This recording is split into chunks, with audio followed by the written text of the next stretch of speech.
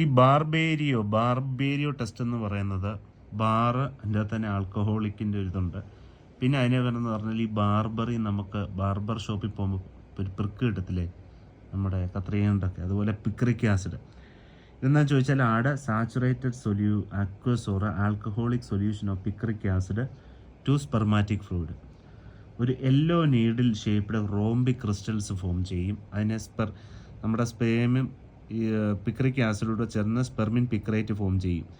ഈ reaction depends upon the presence of the spermine which comes from prostate. Choline ഉണ്ടാവുന്നത് നമ്മുടെ seminal വെസിക്കിളിൽ നിന്നാണെങ്കിൽ നമ്മുടെ ബാർബേരിയോ ടെസ്റ്റിലുള്ളത് ഡിറ്റക്ട് ദ പ്രസൻസ് ഓഫ് സ്പെർമിൻ.